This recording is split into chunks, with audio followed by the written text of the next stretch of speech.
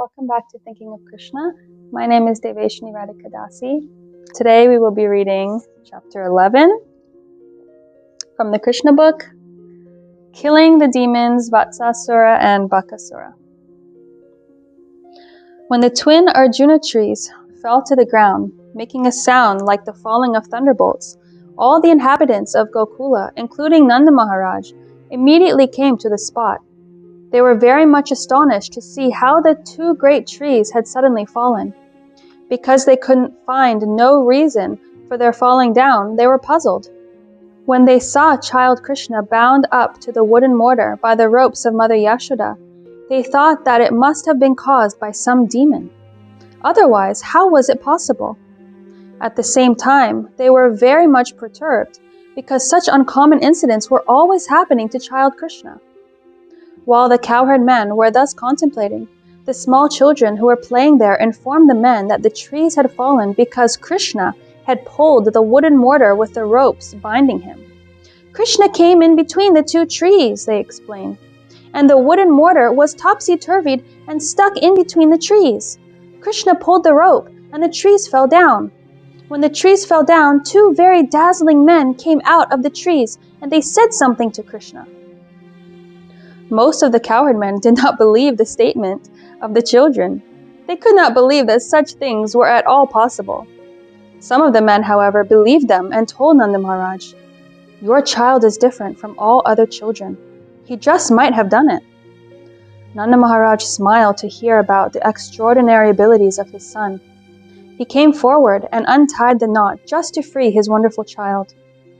After being freed by Nanda Maharaj, Krishna was taken onto the laps of the elder gopis. They took him away to the courtyard of the house and began to clap, praising his wonderful activities. Krishna danced along with their clapping, just like an ordinary child. The Supreme Lord Krishna, being completely controlled by the gopis, sang and danced just like a puppet in their hands. Sometimes Mother Yashoda used to ask Krishna to bring her a wooden plank for sitting.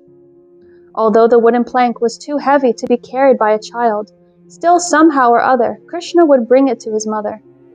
Sometimes his father, while worshipping Narayan, would ask him to bring his wooden slippers, and Krishna, with great difficulty, would put the slippers on his head and bring them to his father. When he was asked to lift some heavy article and was unable to lift it, he would simply move his arms. In this way, daily, at every moment, he was the reservoir of all pleasure for his parents.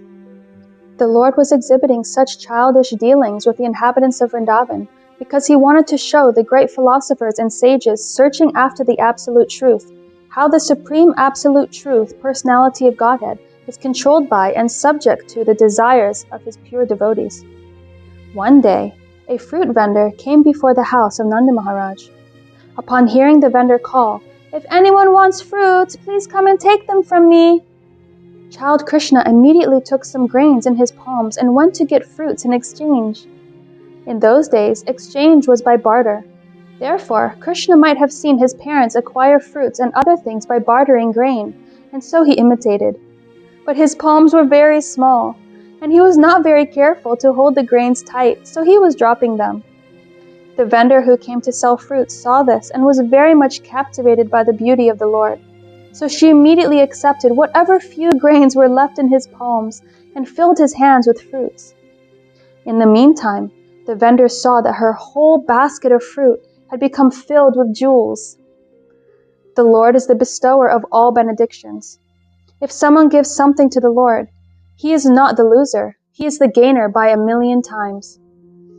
One day, Lord Krishna, the liberator of the twin Arjuna trees, was playing with Balaram and the other children on the bank of the Yamuna. And because it was already late in the morning, Rohini, the mother of Balaram, went to call them back home. But Balaram and Krishna were so engrossed in playing with their friends that they did not wish to go back. They just engaged themselves in playing more and more. When Rohini was unable to take them back home, she went home and sent Mother Yashoda to call them again. Mother Yashoda was so affectionate towards her son that as soon as she came out to call him back home, her breasts filled up with milk. She loudly cried, "My dear child, please come back home. Your time for lunch is already past." She then said, "My dear Krishna, oh my dear lotus-eyed child, please come and suck my breast. You have played enough. You must be very hungry, my dear little child. You must be tired from playing for so long." She also addressed Balaram thus, "My dear Rama, the glory of your family, my dear child, please come back with your younger brother Krishna immediately. You have been engaged in playing since early morning and you must be very tired. Please come back and take your lunch at home. Your father, Nandaraj, is waiting for you. He has to eat, so you must come back so that he can eat." So as soon as Krishna and Balaram heard that Nanda Maharaj was waiting for them and could not take his food in their absence, they started to return. Their playmates complained, "Krishna is leaving us just at the point when our playing is at the summit. Next time, we shall not allow him to leave." His playmates then threatened not to allow him to play with them again. Krishna became afraid, and instead of going back home, he went back again to play with the boys. At that time, Mother Yashoda scolded the children and told Krishna, "My dear Krishna, do you think that you are a street boy? You have no home? Please come back to your home. I see that your body has become very dirty from playing since early morning. Now come home and take your bath. Besides, today is your birthday ceremony. Therefore, you should come back home and give cows in charity to the brahmanas. Don't you see how your playmates are decorated with ornaments by their mothers? You should also be cleansed and decorated with nice dress and ornaments. Please, therefore, come back to take your bath, dress yourself nicely, and then again you may go on playing." In this way, Mother Yashoda called back Lord Krishna and Balaram, who are worshipable by great demigods like Lord Brahma and Lord Shiva. She was thinking of them as her children. When Mother Yashoda's children, Krishna and Balaram, came home, she bathed them very nicely and dressed them with ornaments.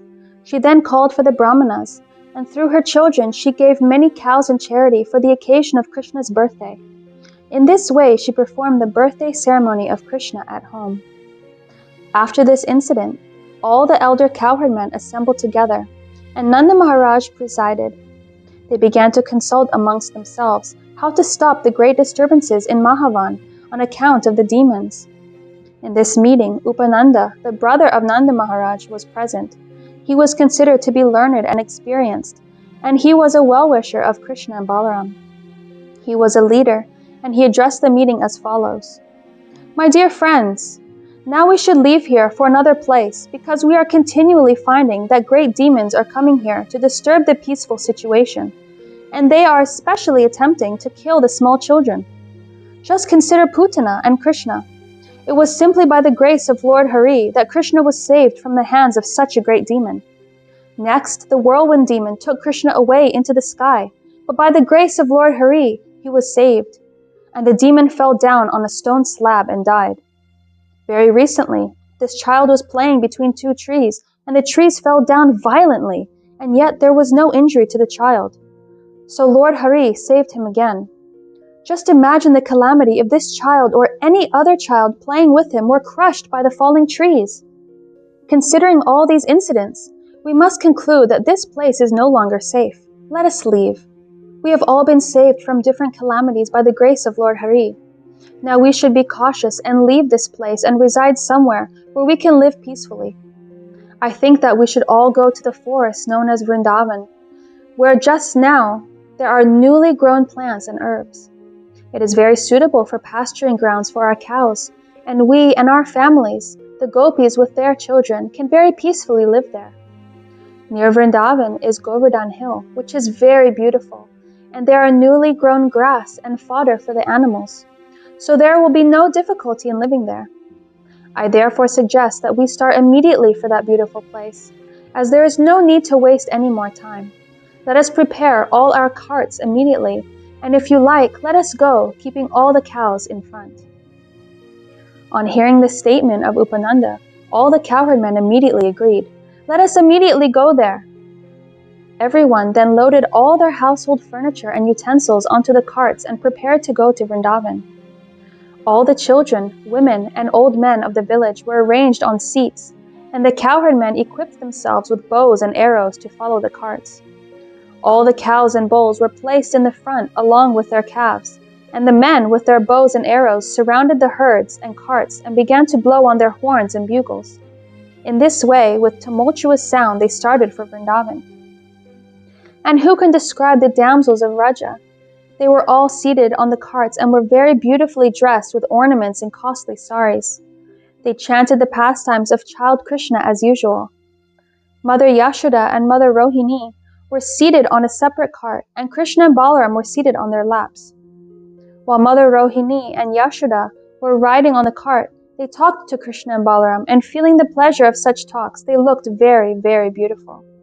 In this way, after reaching Vrindavan, where everyone lives eternally, very peacefully and happily, they encircled Vrindavan, drew all their carts together in a half circle, and in this way constructed a temporary residence. When Krishna and Balaram saw the beautiful appearance of Vrindavan, Govardhan Hill, and the banks of the river Yamuna, they felt very happy. As they grew up, they began talking with their parents and others in childish language, and thus they gave great pleasure to all the inhabitants of Vrindavan. Soon Krishna and Balaram had grown sufficiently to be given charge of the calves. Cowherd boys from the very beginning of their childhood are trained to take care of the cows, and their first responsibility is to take care of the little calves. So along with the other little cowherd boys, Krishna and Balaram went into the pasturing ground and took charge of the calves, and there they played with their playmates. While taking charge of the calves, sometimes the two brothers played on their flutes, and sometimes they played with amalaka fruits and bale fruits, just as small children play with balls. Sometimes they danced and made tinkling sounds with their ankle bells. Sometimes they made themselves into bulls and cows by covering themselves with blankets. Thus Krishna and Balaram played. The two brothers also used to imitate the sounds of bulls and cows and play at bullfighting. Sometimes they used to imitate the sounds of various animals and birds. In this way, they enjoyed their childhood pastimes apparently like ordinary mundane children. Once, when Krishna and Balaram were playing on the bank of the Yamuna, a demon of the name Vatsasura assumed the shape of a calf and came there intending to kill the brothers. By taking the shape of a calf, the demon could mingle with the other calves. Krishna, however, specifically noticed this, and he immediately alerted Balaram about the entrance of the demon. Both brothers then silently approached him. Krishna caught hold of the demon calf by the two hind legs and tail, whipped him around very forcibly, and threw him up into a tree. The demon lost his life and fell down from the top of the tree to the ground. When the demon lay dead on the ground, all the playmates of Krishna congratulated him. "Well done! Well done!" And the demigods in the sky showered flowers with great satisfaction. In this way, the maintainers of the complete creation, Krishna and Balaram, used to take care of the calves every day, beginning in the morning, and thus they enjoyed their childhood pastimes as cowherd boys in Vrindavan. One day, all the cowherd boys went to the bank of the river Yamuna to water their calves. When the calves drank water from the Yamuna, the boys also drank. After drinking, when they were sitting on the bank of the river, they saw a huge animal, which looked something like a heron and was as big as a hill. Its top was as strong as a thunderbolt. When they saw that unusual animal, they became afraid of it. The name of this beast was Bakasura, and he was a friend of Kamsa's. He appeared on the scene suddenly and immediately attacked Krishna with his pointed, sharp beak and quickly swallowed him up. When Krishna was thus swallowed, all the boys, headed by Balaram, became almost breathless, as if they had died. But when the Bakasura demon was swallowing up Krishna, he felt a burning, fiery sensation in his throat. This was due to the glowing effulgence of Krishna. The demon quickly threw Krishna up and tried to kill him by pinching him in his beak. Bakasura did not know that although Krishna was playing the part of a child of Nanda Maharaj, he was still the original father of Lord Brahma, the creator of the universe. Mother Yashoda's child, who was the reservoir of pleasure for the demigods and who was the maintainer of saintly persons, caught hold of the great gigantic heron by the two halves of his beak, and before his cowherd boyfriends, bifurcated his mouth, just as a child very easily splits a blade of grass. From the sky, the denizens of the heavenly planets showered flowers like the malika, the most fragrant of all flowers. as a token of their congratulations. Accompanying the showers of flowers was a vibration of bugles, drums, and conch shells. When the boys saw the showering of flowers and heard the celestial sounds, they were struck with wonder. And when they saw Krishna freed from the mouth of the great demon Bakasura, all of them, including Balaram, were so pleased that it seemed as if they had regained their very source of life. As soon as they saw Krishna coming toward them, they one after another embraced the son of Nanda and held him to their chests. After this, they assembled all the calves under their charge and began to return home. When they arrived home, they spoke of the wonderful activities of the son of Nanda.